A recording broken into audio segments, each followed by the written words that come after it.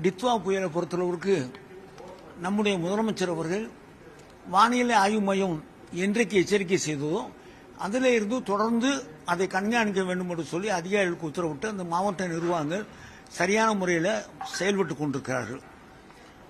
நேற்றைய தினம் நம்முடைய முதலமைச்சர் அவர்கள் நம்முடைய கண்ட்ரோல் ரூமுக்கு வந்து ராமநாதபுரம், புதுக்கோட்டை, நாகப்பட்டினம், தஞ்சாவூர், திருவாரூர், கடலூர், விழுப்புரம் மாவட்ட ஆட்சித்தலைவர்களோடு காணொலி காட்சி வாயிலாக இங்கிருந்து நேரடியாக பேசி முன்னெச்சரிக்கை நடவடிக்கைகளை எடுக்க சொல்லியிருந்தார்கள். அந்த அடிப்படையில் இன்றைக்கு காலையில் இந்த சம்பந்தப்பட்ட மாவட்ட நிர்வாகத்தோடு நானும் சிஆர்எஸ்ஆரும் அவரோடு தொடர்பு கொண்டு என்னென்ன முதலமைச்சருடைய அறிவுரைக்கு பின்னால என்னென்ன நடந்திருக்கு என்பதெல்லாம் ஆய்வு செய்திருக்கிறோம்.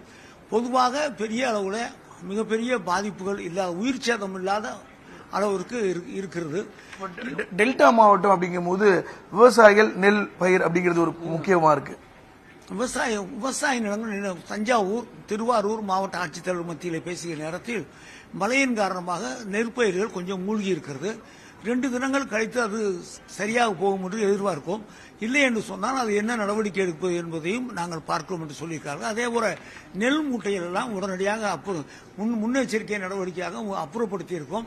அதில் பெரிய சேதங்கள் இல்லை என்பதை சொல்லியிருக்கிறார்கள். டெல்டா மாவட்டம் போது நீர்நிலைகள் அதிகமாக இருக்கக்கூடிய ஒரு பகுதியா இருக்கு. இப்ப இந்த மழை பொழிவுல நீர்நிலைகள் நிரம்பினாலோ அல்லது கரையோர மக்களுக்கான என்ன பிரிகாஷன்ஸ் எடுத்திருக்கிறோம்? அதாவது WRD டிபார்ட்மெண்ட்ல இருந்து அந்தந்த கண்மாய்கள், அணைகள் எவ்வளவு தண்ணீர் இன்புட் உள்ள வருகிறதோ அது வெளியேற்றணும்னு சொல்லி பொதுவான ஒரு அறிவுரை எல்லா சென்னையா இருந்தாலும் சரி, தமிழ்நாடு பூரா இருக்கிற WRD டிபார்ட்மெண்ட்டுக்கு அது அறிவுரை வழங்கியிருக்கோம். அந்த அடிப்படையில் எந்த இடத்திலும் கம்மாயோ அணையோ யாருக்கும் தெரியாமல் திறந்து விட்டோம் என்ற சூழ்நிலை இல்லாமல் அதை முன்னெச்சரிக்கையாக அதிகாரிகள் பார்த்து கொண்டிருக்கிறார்கள்.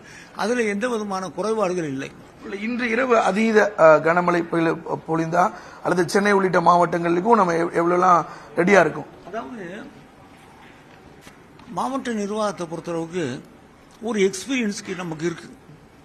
போன தடவை புயல் வரும்போது எப்படி இருந்தது, மழை வரும்போது எப்படி இருந்தது, எங்கெங்கே தண்ணீர் தேங்கும் என்பதெல்லாம் பார்த்து அது ஒரு எக்ஸ்பீரியன்ஸ் வச்சிருக்காங்க.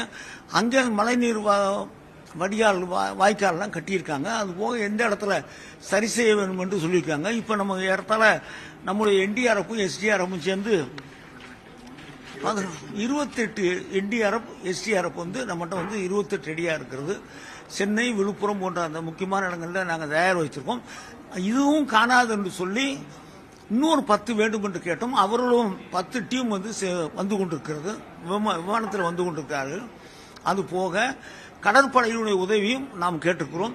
ஹெலிகாப்டர் தேவை என்று சொன்னால் அதுவும் வேண்டும் என்று கேட்டிருக்கிறோம். எல்லா வகையிலும் பிரிகேஷன், எல்லா வகையிலும் முன்னெச்சரிக்கை நடவடிக்கை நம்ம முதலமைச்சர் எடுத்திருக்கார்கள்.